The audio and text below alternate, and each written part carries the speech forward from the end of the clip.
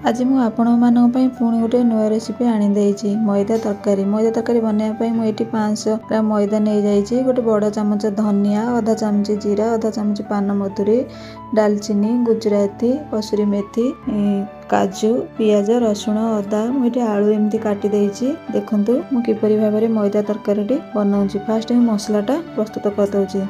तेल गरम हो गलानी, टिके तेल नबा, पियाज पकेइदवा, तापर सब मसला एतरे ऐड कर देबी। मु अदा, रसुण, पियाज सब पकई दउछि। देखंतु अल्प टिके खाली फ्राई करिवार हमर अछि। तापर जेते सब गुंड मसला मु रखितली गोटा मसला सब मु पकई देबी। टमाटो को देखंतु टमाटो पकई दउछि। मु गोटे टमाटो पकई दउछि। आ जेते सब गोटा मसला रखितली धनिया, पान मधुरी, जीरा, गुजराती, डालचीनी सब पकई दउछि। खाली अल्प टिके फ्राई कर देबे। बस खाली टमाटोटा भाजी होला पर्यंत मसला को ठंडा हेबा पई मु छाडी दउछि। एबे मेन प्रोसेस को जिबा मैदा। मु तो आपन को देखैथिली हाफ केजी रा मु नेइथिली मैदा। स्वाद अनुसार लूण पकई देबी।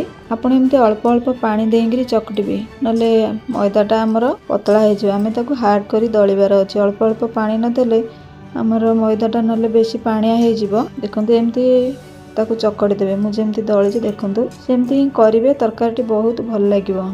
ताको मु आधा घंटा पई 10-15 मिनिट पई रेस्ट पई छाडी दउछि।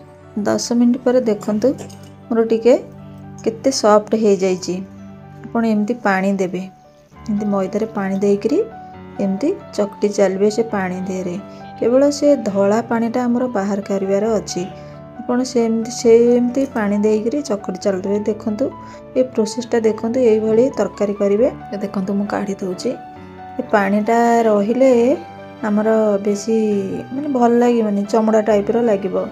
देखंतु एमती मु ताको 5 ରୁ 6 थर एमती धोइला परे एमती हम देखे केते पानीटा परिष्कार हेगी बाहर गला। देखंतु ये पूरा मटन चर्बी भली तरकारीटा भी सेम मटन तरकारी भली लागे। देखंतु मोर मसलाटा ठंडा हे गलानी। मु ताको गोटे पेस्ट बनै दउछि। अल्प टिके पानी देकी मु पेस्ट बनै देबी। देखो मोर मसलाटा रेडी हो गला। तापर मोर तेल गरम हे आसलानी। मु सितरा आलू पकई दउछि।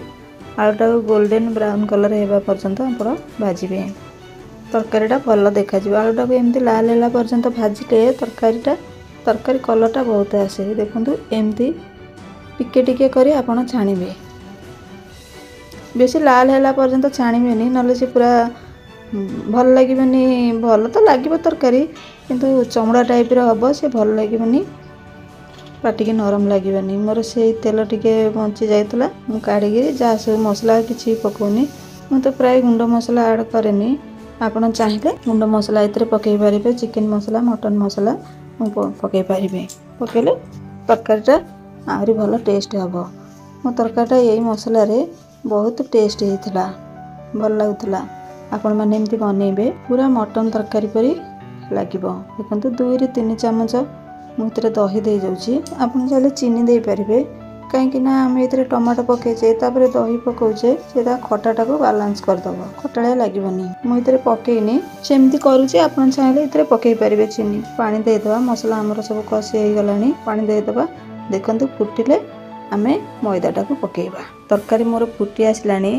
वर्तमान मोर मैदा पकुड़ी थिको मु पकई दउछि। पूरा मटन चर्बी भली आपण माने जानि भी पारिबेनी ये सादा तरकारी खाउसंत बेली। पूरा मटन तरकारी बेली। देखंतु फाइनल मो तरकारीटा हे गलानी। आपण एमती बनेबे, खाइबे, कमेंट रे जणिबे किपरि लागिला। देखंतु मो पाखे तो धनिया पत्र सरी जायतला।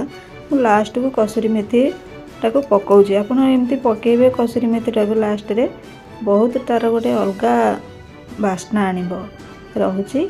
नमस्कार। वीडियोटी केमती लागिला मते कमेंट रे जणैबे।